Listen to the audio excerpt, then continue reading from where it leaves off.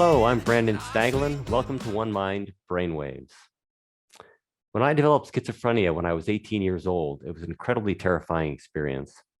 I thought that I was going to lose all hope of any future. The constant delusions that were plaguing me every single moment led me to exhaustion and despair. It nearly drove me to take my own life.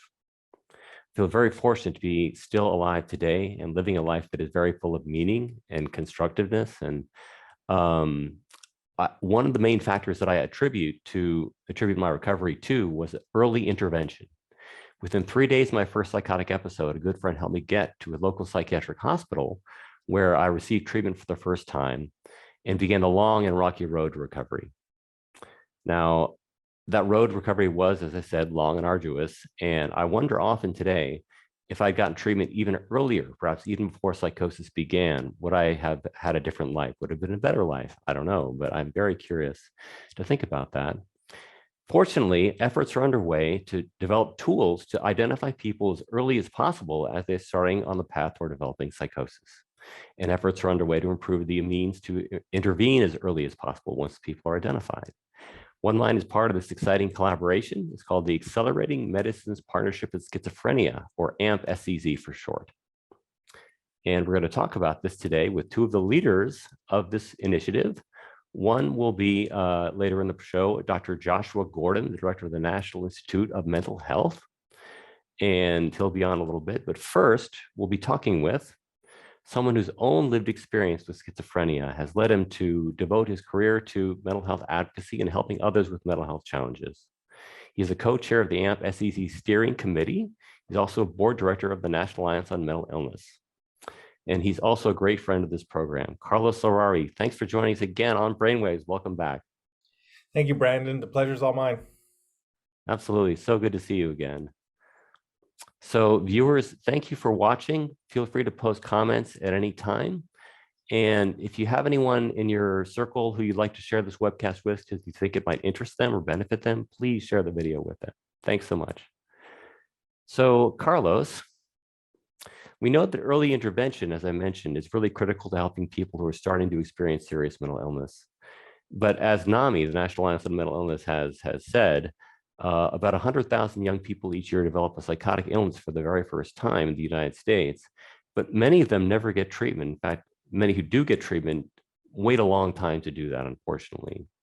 We're trying to change that. Can you tell us about this public-private partnership, the AMP SCZ, and what it aims to do?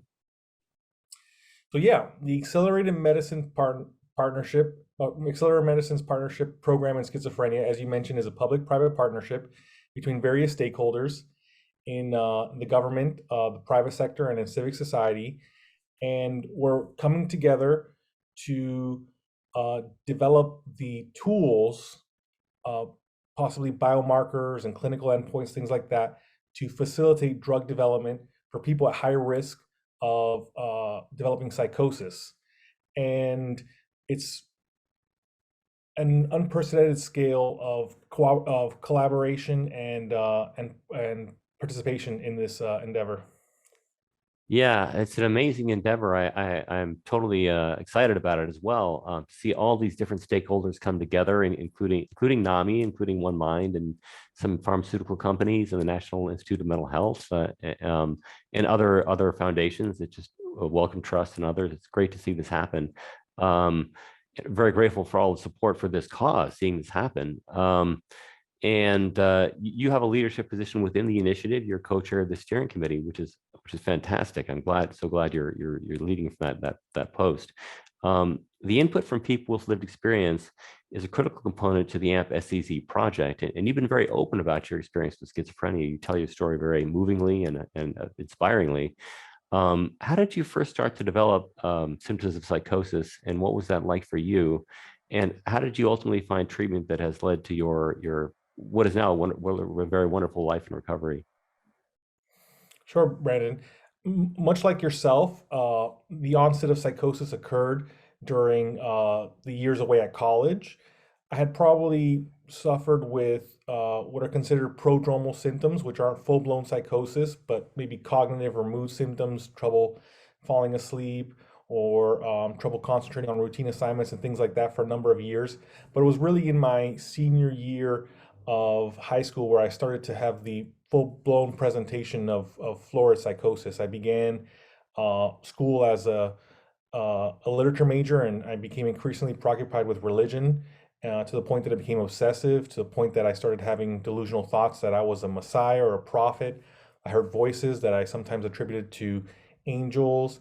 I, started talking to myself and hearing messages from me in the radio and the television. So it was really in my senior year that the full-blown presentation of psychosis occurred. I'm very fortunate that what facilitated my recovery was ultimately my community, family, and friends. I had done my part to seek care with the school psychologist early on in my college career, but we failed to intervene or identify the severity of what was occurring. But fortunately, I had a family friend who I had known since middle school who called my mom and said, "Hey, something's off with Carlos here. You should talk to him." My mom came to campus and she met with my academic advisor. My academic advisor said, "Carlos, you're an adult. You have the right to privacy. You don't have to share anything that's happened to you on campus." And I said, "With all due respect, Dr. Clark, I have a Cuban mother. I've never had the right to privacy." So kind of a pivotal turning point that facilitated the frank discussion of my mental health challenges at college. So ultimately, it was family and friends that really created the way for me to move forward with my recovery. It's beautiful that you have that support. So many people unfortunately don't, but we who do have that support are very, very lucky to have that support, and grateful for that. And it's, if we can pay that forward in the work that we do for supporting others, I think that's a great way to resolve that. And glad that you do that as well. How did your lived experience um, inspire you to want to pursue a career in mental health advocacy and helping others through brain science? Well, you're you're absolutely right that we're fortunate to have a community that's facilitated our recovery. And in this case also, I think I had a community of family members and professional mentors that encouraged me to make sense of my experience by giving back to others and by service and through altruism. And early on, attending NAMI support groups, I was encouraged to learn to facilitate the support groups, to become a support group facilitator and trainer, to teach other people to facilitate the support groups. And uh, and through that work, ultimately, I found a way of making sense of my experience, and a way of giving it a purpose that it maybe doesn't naturally have on its own. Uh, but again, I have to give credit to my community that really, saw in me the potential to be empowered by this experience and not, uh, you know, uh, be left the victim. And I felt that empowerment through the work of helping others. That's beautiful that your community encouraged you that way, and now I'm sure they're very proud of you doing what you're doing right now. Um, so there are, of course, advantages that can accompany this type of neurodiversity. Not only do we have communities that can support us if we're lucky, but we also have things we learn from our experiences with serious mental illness that can be very useful in our later life. How does what have you learned from your experience with schizophrenia that you can use now in your advocacy to help other people?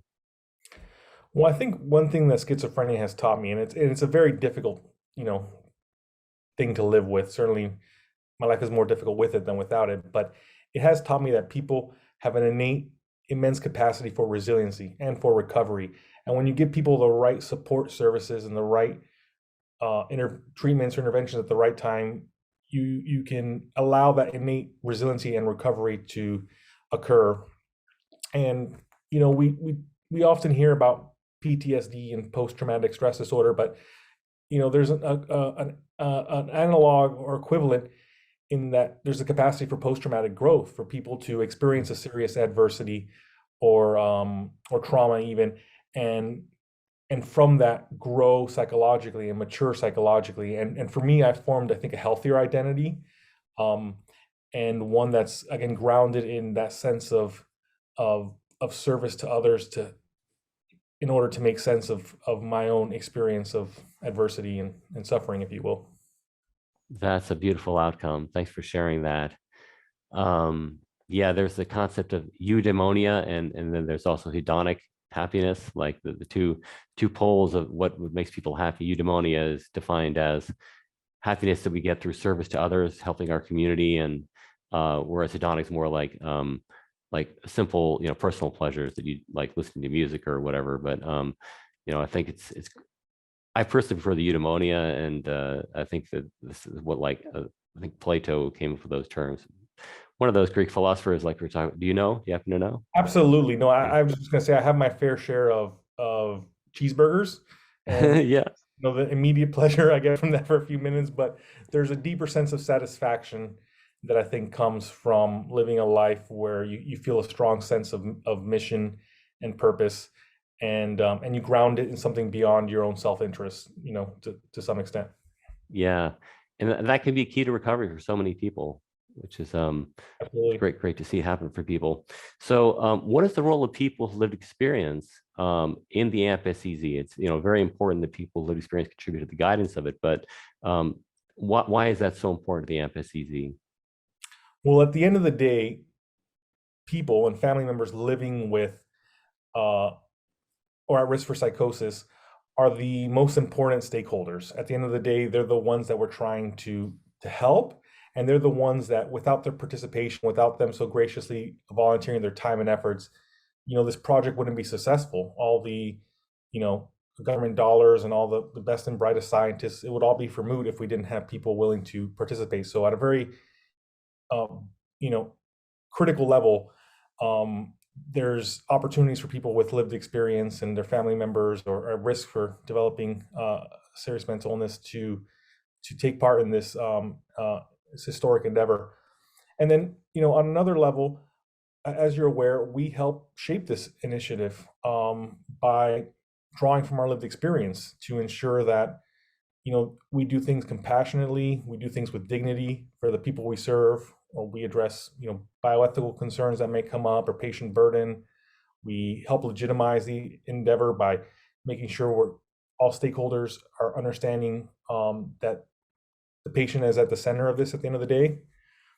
So there's such a huge role for lived experience in this initiative. Yeah, absolutely. And it's a pleasure and honor to serve alongside you on the steering committee as well. And great to work with you in that. So is there a way that interested viewers who have lived experience may be able to contribute or participate in some way in the study? Absolutely. Again, the success of this study is entirely dependent on people willing to so graciously volunteer their time and effort to advance our scientific understanding of this condition. So people can learn more and participate by visiting the AMP Schizophrenia website, which is ampscz.org. And I'm sure we'll drop a link in the chat and in the newsletter. But people can visit the website and learn about how to participate, and hopefully we'll get the critical mass we need this to make this a successful study. Yeah, I really hope so. I believe it's planning to recruit about 2,000 people to participate in the study all across the United States and Europe and Australia. So plenty of slots that people can participate via. So Carlos, finally, what gives you hope? It's a big and bold question, but there's a lot of things that give me hope. One thing that gives me hope is efforts such as the Accelerating Medicines Partnership Program in Schizophrenia. Science gives me hope, knowing that people are working together in an unprecedented manner to improve the lives of a very vulnerable group of young adults. I think that gives me inspiration and cause for optimism. Absolutely. Yeah, it gets me out of bed every morning to know that there is science happening, and it's been a great inspiration for me to work with scientists all throughout my career in mental health, and they've served as role models for me with their compassion and courage and altruism as well. The work that they do. Carlos, thank you for joining us today. I look forward to continuing our work together on the AMP SCZ and look forward to seeing you in the near future. Joining me now is the 2010 One Mind Rising Star Award winner and talk about a rising star. Not only has he done groundbreaking research in brain circuitry, which is what led to his One Mind Rising Star Award, but now he's the director of the National Institute of Mental Health, the nation's leading agency in mental health research. Dr. Gordon, Josh, thanks for joining us on Brainwaves again. Thanks, Brandon. It's great to be here again. Great to have you. And viewers, don't forget, we want to hear from you. If you have any questions or comments, feel free to post them in the chat section of this webcast at any time. And if you know anyone who might benefit from the information we're sharing today, please share this video with them. Thanks. So Josh, let's get down to it. Always great to talk with you. You've been a leader in neuroscience for many years, and now you're leading the NIMH. The NIMH's mission is, of course, to transform the understanding and treatment of mental illnesses. How might the Accelerating Medicines Partnership in Schizophrenia, or AMP SCZ, transform our understanding of schizophrenia in particular? Well, we've known for a long time that we need to understand more about the early stages of schizophrenia. Moreover, we've known for a long time that we can find individuals at high risk of developing schizophrenia and that they need help. They need help with all sorts of different challenges that they're facing, whether it be cognitive challenges, social challenges, or the like. The idea, though, behind AMP Schizophrenia is more than just helping people who happen to have challenges or who might go on to develop schizophrenia. It's about changing the way we think about treating psychiatric disorders.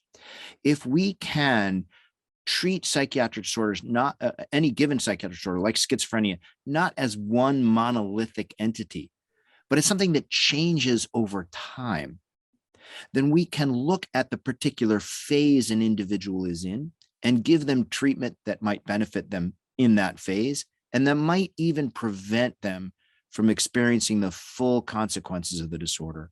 So for schizophrenia and for early psychosis in particular, if we can reach people where they're at in the early stages of the illness and give them the right treatment that's targeted at what's going on in their brains in that moment, we might be able to prevent the illness from getting worse. And at the very least, we hope to be able to help those people now before they get to the full-blown consequences of the disease. Wow, that's amazing. And it harkens back to my own experience when I was developing schizophrenia many years ago, and how I was lucky to get intervention early after my first psychotic episode. But I often think about how it would be if someone could have helped me earlier than that. You know, would my life, I think it would have been much different. And it might have been, Brandon, and also the treatment that you might have needed then might have been different than the one that you needed when you eventually got it.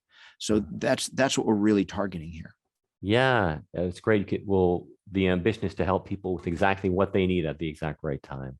Right. It'll be so much better than the way it has been. How about the life trajectories of people who experience schizophrenia, or the risk state for schizophrenia? If somebody's at risk for developing the illness, how might the Accelerating Medicines Partnership and what it discovers lead to new treatments, preventions, or ways to help people in those early stages? What we know about the life stage of the people that we're studying now is that they tend to experience symptoms of the early phase of the illness in their mid-teens or early teens. And that if we follow them over time, people who are experiencing these symptoms, about a third of them will go on to get schizophrenia. That we've known, and we know a little bit about how to predict which ones, and we know a little bit about how to help them, but we need to know more about both of those things. But what's really unique about AMP schizophrenia comes from the recognition that even for those 2/3 of individuals who don't go on to develop schizophrenia, many of them still have mental health conditions that need treatment nonetheless. And so what we hope to do with AMP schizophrenia is not just develop better treatments for schizophrenia and develop treatments that are targeted at the early phase of the illness, but also help individuals who look similar, who are at risk for schizophrenia but don't eventually get it, but help them as well. So we really want to help different kinds of people that are suffering these challenges in adolescence and help them lead the best lives possible. Wonderful. Helping people with whatever stage they're in, with whatever their mental health challenge may be, who may be at risk for schizophrenia or something else. That's beautiful. So, schizophrenia has traditionally been one of the least understood brain illnesses. Why do you think that is? Oh, it's a tough one. It's a tough nut to crack. You know yourself from personal experience how schizophrenia is a disease that affects multiple aspects of one's life, right? Social function, cognitive function, sensory function, and so it affects all these different parts of the brain, but it doesn't affect them in the way that, say, a stroke does or Parkinson's disease, where you can find places in the brain that are affected, and you can see by looking at the brain, either with imaging or other techniques, you can see where the damage is. So schizophrenia is much more subtle effects of the brain, and so we need to be able to study them with much more powerful techniques and technologies. We're beginning to see that now. So in the earlier work that we've done in studying individuals at risk for psychosis in this clinical high-risk state, we've begun to see with powerful neuroimaging technologies that focus in on, say, the anterior part of the hippocampus, which is a structure that's important for cognition. We can focus in and start seeing some changes there even early in the disease. Number two, in addition to that neuroimaging technology, we now have genetic technologies that allow us to determine the level of risk that an individual has inherited from their father and mother. And with that, we can begin to ask questions about the kinds of biological pathways in the brain that contribute to that risk. So we're beginning to make progress in understanding, but these are really complex phenomena. I told you it's hard to see them. It's even hard to measure them when you can get in and do these fine technology measurements, because there's thousands of places in the genes and there's thousands of places in the brain, each of which contribute to your likelihood to develop schizophrenia. And so we have to study all those thousands of things at once, and it's just really hard.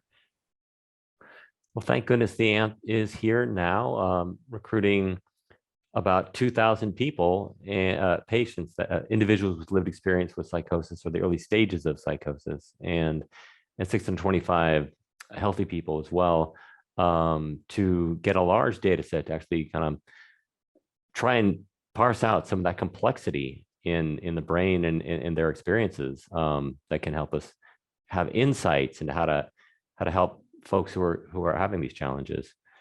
Yeah, the science blows my mind. We are forever grateful for those who volunteered to participate in our research programs, and the volunteers who are giving of their time and of their blood and of their tissues and of their brain scans. The people who are giving of themselves so much to be able to contribute to this research are really paving the way for better treatments for tomorrow, and we couldn't do it without them. Yeah, very, very brave and wonderful motivations behind participation in research. It's not only help oneself, but to help people everywhere. That's right. It's fantastic. This is an incredibly exciting initiative with many public and private partners contributing research and solutions and resources to the project. Why is the public-private aspect of the AMP so important to a success? We've really wanted to make this initiative one that engages not only scientists, but also drug companies that are going to take the findings and turn them into new treatments. And perhaps even more importantly, we wanted to engage people like you, organizations like One Mind, like NAMI, that represent and bring those voices of lived experience to the table. Why did we want them? Why is it so important? Well, the drug companies, it may seem, a little bit like a conflict of interest or something to have a for-profit organization participating in research. But Number one, they agreed to give up any intellectual property that derives from these studies. It's all for the public benefit. And number two, this is the way to engage with them, to encourage them to pay attention to schizophrenia, to provide them with the data and understanding that they need to be able to develop the transformative treatments of tomorrow. So that's really, really crucial, engaging with the pharmaceutical industry in order to be able to make sure that they know that this is a promising avenue for new drug development. And then, of course, the voices of lived experience.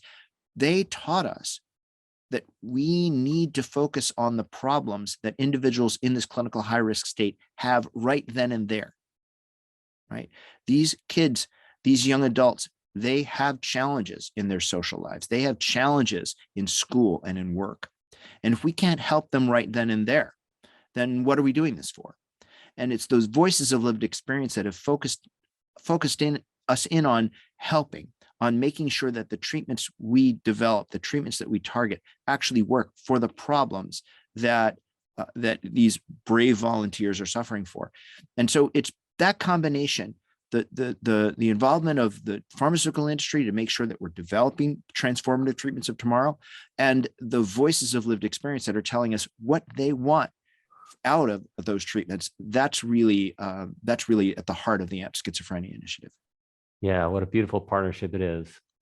So as you mentioned, the collaboration relies on valuable participation from people like me, like Carlos Larrauri, who we just interviewed on the show, and like many thousands of individuals who are volunteering their time and their attention to this project as study participants. What does the actual study process look like, and how is data collected with that participation from those participants? Well, we're really proud of the network of research sites that we've assembled into this initiative. So there are clinics around the globe, and these are a mixture of the sort of traditional academic research clinics, and importantly, also clinics that are out there in the community where people would go normally to get their care. That's the first stage, is that we try to make sure that these research sites are actually in the communities, recruiting individuals in their local areas. Number two, the participant will come in, they'll be evaluated. If they meet the criteria for the study, they undergo a series of behavioral exams, neuroimaging experiments, neurophysiology, EEG experiments, to try to get as much data about them, about their individual brain conditions, about their individual symptoms, about their individual experiences, so that we can really understand them as individuals. And those will take place over several visits over the course of months. And then we'll be following those individuals over the course of the next 2 years while they get the treatment that we can offer them now. And so at the end of that 2-year period, we'll have really understood them as individuals, and we'll have gotten data on so many of them that we can begin to discern what are the different types of individuals here, and what are the treatments that we might offer them to try to help them. And so that's the first phase of the AMP Schizophrenia Initiative. And then in the second phase, we hope to be able to offer experimental treatments with the appropriate safety guidelines in place to those individuals, so they can participate in them if they'd like, to see if we can't do better than the existing treatments. Wow, this gives me so much hope to hear this. I want to ask you, World Schizophrenia Day is May 24th. And as we observe Mental Health Awareness Month all this month in May, I want to ask you, what gives you hope? Well, I have to tell you, Brandon, you give me hope. You and Carlos and all the folks like you who have, surmounted the challenges of mental illness. Often we get, we get pessimistic, we get despondent about our inability to help people. And we have to remind ourselves that we have to keep working. We have to keep trying to find the best treatments. We have to keep trying to find the cures, and we have to do everything we can to help individuals, because they can get better. They can lead productive lives, and that gives me a lot of hope. Indeed, What a great message. Thank you so much, Josh, for Dr. Gordon, Dr. Joshua Gordon, everyone. Thank you for being with us on Brainwaves again. And viewers, thank you too. If you have any comments, you're welcome to post them in the chat at any time. And I also look forward to continuing work with you, Josh, and Carlos on this vital project. Now, again, viewers, if you'd like to learn more about the Accelerating Medicines Partnership of Schizophrenia, you can visit its website at www.ampscz.org, and you can learn a lot more about how to participate there as well. Also, don't forget, you can check out all of our past Brainwaves episodes at onemind.org/brainwaves. Please check that out, where you can also sign up for our newsletter to learn more about future Brainwaves episodes. Remember, what is your brain good for? Making waves, of course. Thanks for joining us on Brainwaves. Have a great day, everyone. My mother has had depression most of her life. My uncle committed suicide when he was in his 30s. I live with bipolar. Now, more than ever, it's the world's leading cause of disability. Yet research to improve mental health lacks the attention physical health research receives. Visit onemind.org. From the lab to the front lines, accelerating brain health for all. Help us fund new treatments at onemind.org. I'm living my best life.